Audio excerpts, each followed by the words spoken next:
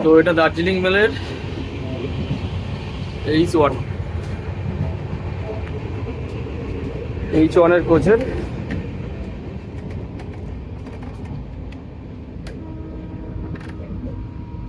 তো দেখুন first class AC Darjeeling মেলের ডেকোরেশনটা দেখুন।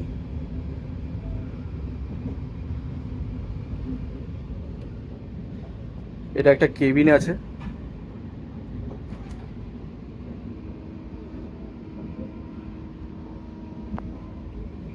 ঠিক আছে,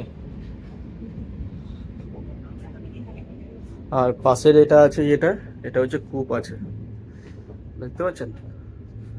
ও, তো এটা হচ্ছে কূপ। এখানে দুজনের জন্য একদম প্রিমিয়াম। ঠিক আছে,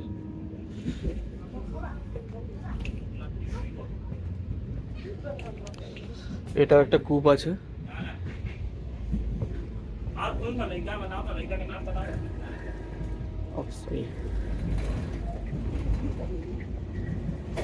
সাত আট, ও সরি, ও ঠিক ঠিক ঠিক ঠিক,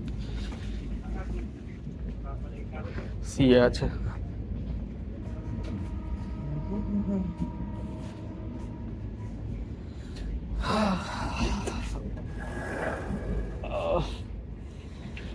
বুঝতে পারিনি এটা সাত আট তো। তো এটা হচ্ছে আমাদের কেবিন এটা,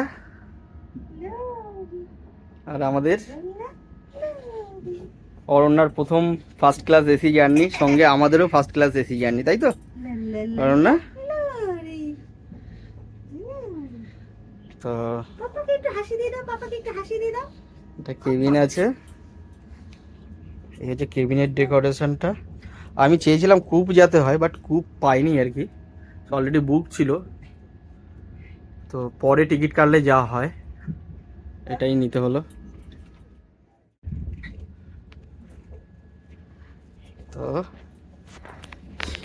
ওপরে এরকম বেশ চওড়া কিন্তু একটা ব্যাপার, দেখতে পাচ্ছেন? পুরো কিন্তু চওড়া, আরামসে কিন্তু এখানে সঙ্গে এখানে গার্ডে এটা আছে। ওকে, এখানে হচ্ছে চার্জার পয়েন্ট আছে, মোবাইল ল্যাপটপ চার্জ দিতে পারবেন। এখানে একটা মিরর আছে, আর এরকম গ্লাস আছে। আর এদিকে এখানে এখানে এটা হচ্ছে, এখানে আটকানোর লক করার সিস্টেম আছে, আর প্রাইভেসির জন্য পর্দা দেওয়ার ব্যাপার আছে এখানে। ঠিক আছে, হচ্ছে ব্যাপার। আর নিচের এটা দেখতে পাচ্ছেন, নিচের এটাও কিন্তু অনেকটা চওড়া। ঠিক আছে, তবে এখানে যদি বসতে হলে এখান থেকে এইটাকে তুলে দেওয়া যায়। ঠিক আছে, এটা বহুত ভারী লাগছে, এদিকে তুলে দেওয়া যায়। তো তুলে দিলে এখানটায় জায়গাটা শর্ট হবে বসার জন্য। ঠিক আছে, আর এটা নামিয়ে দিলে শোয়ার জন্য খুব সুন্দর জায়গা। ঠিক আছে, কতটা কি দেখা যাচ্ছে বুঝতে পারছি না। ঠিক আছে, এটা আমি নিচে নামিয়ে দেবো। আর এখানে দেখতে পাচ্ছেন এই যে এখানে সুইচ আছে, এটা প্রেস করলে লাইটও জ্বলবে, বুকস টুকস পড়তে পারবেন এখানে। ঠিক আছে, প্রত্যেকটা আছে, ওটারও রয়েছে, ইভেন ওপরেও আছে। ঠিক আছে, এই যে এটাও জ্বলছে, হ্যাঁ, আবার প্রেস করলে অফ হয়ে যাবে। আর উপরে এখানে একটা এরও আছে পার্সোনাল। তো এটা হচ্ছে কেবিন, আর হচ্ছে কূপ যেটা হলো এখানে দুখানা থাকবে, স্পেসটা অনেকটা বড় থাকে। আর এই দুটো সিট থাকে না, পাশের দুটো সিট, তো একদম পুরো প্রাইভেসি মেনটেন করা যায়। ঠিক আছে, তো এই হচ্ছে ব্যাপার। মামের গল্প চলছে। তোমার কি কষ্ট হচ্ছে? আমরা কিন্তু আর দিদির বাড়ি যাব না। তো আজকে আমরা দার্জিলিং মেলে শিয়ালদা যাচ্ছি, জলপাইগুড়ি থেকে উঠেছি, টিকিটটা কাটা ছিল হলদিবাড়ি থেকে, আর এখন এনজেপি ঢুকতে চলেছে। তো ব্যাপার হচ্ছে এই দার্জিলিং মেলের কিন্তু হিস্ট্রি প্রচুর বড়। সেই 1889 সালে কিন্তু প্রথম দার্জিলিং মেল চালু হয়েছিল, আর তখন গঙ্গার এপারে থাকতো একটা বগি, আর আরেকটা রেক, আর মানে দার্জিলিং এর একটা পার্ট গঙ্গার এপার পর্যন্ত থাকতো, আর একটা পার্ট গঙ্গা পার হয়ে কিন্তু আবার ওখান থেকে আবার হচ্ছে এনজেপি চলে আসতো সে সময়। তো 1889 সালে এটা চালু হয়, আর তারপরে 1915 সালে হার্ডিঞ্জ রেল ব্রিজ কিন্তু তৈরি হয়। তো হার্ডিঞ্জ রেল ব্রিজকে কিন্তু ক্রস করে কিন্তু পুরো দার্জিলিং মেলটা কিন্তু এনজিপিতে আসতো। তখন অবিভক্ত বাংলা তথা বাংলাদেশ তৈরি হয়নি এবং স্বাধীনতার আগে পর্যন্ত কিন্তু এইভাবে কিন্তু যাতায়াত করতো। তো স্বাধীনতার পরে 1947-এর পরে দেশভাগ যখন হয়ে যায়, তখন হার্ডিঞ্জ রেল ব্রিজটা কিন্তু আপনার বাংলাদেশের মধ্যে চলে যায়। তো সেই জন্য কিন্তু আবার কিন্তু মানে সমস্যা দেখা দেয়। আর এই সমস্যার সমাধান হয় 1975 সালে, যে হচ্ছে আমাদের ফারাক্কা রেল ব্রিজ কিন্তু তৈরি হয়। ঠিক আছে, তো ফারাক্কা রেল ব্রিজ 1975 সালে তৈরি হওয়ার পরে কিন্তু আবারও কিন্তু এই আমাদের ওয়েস্ট বেঙ্গলের উপর দিয়ে কিন্তু আমাদের এই দার্জিলিং মেল কিন্তু শিয়ালদা থেকে নিউ জলপাইগুড়ি আসে। আর এখন এই ট্রেনটা নিউ জলপাইগুড়ি থেকে এক্সটেন্ড করে এটা হলদিবাড়ি পর্যন্ত যায়।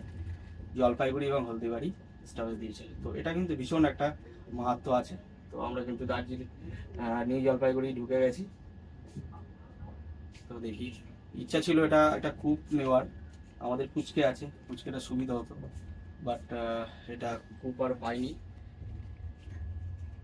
কেবিন পেয়েছি।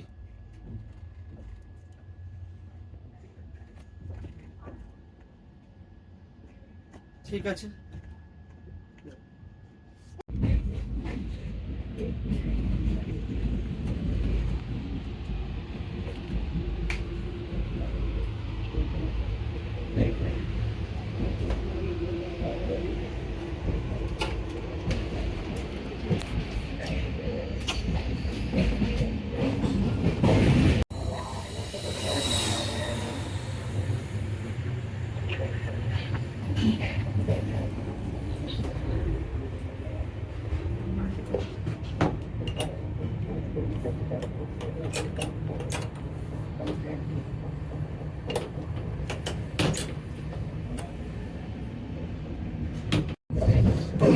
তো ভেতরে এরকম মিরর আছে।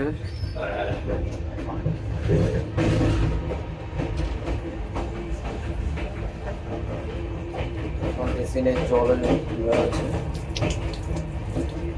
হ্যান্ড ওয়াশ আছে, কিছু আছে, প্রেস বাটন, মোট আছে এটা।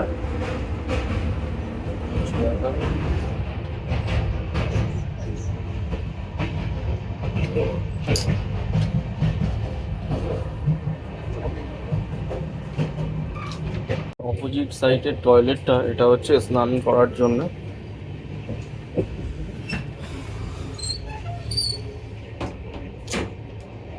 তো এটা হচ্ছে স্নান করার জন্য।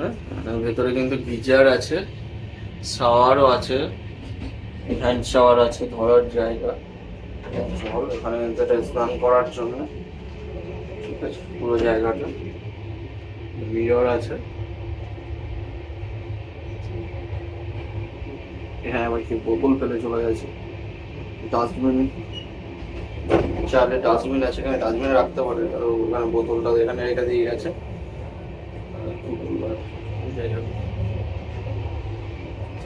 এই ছিল।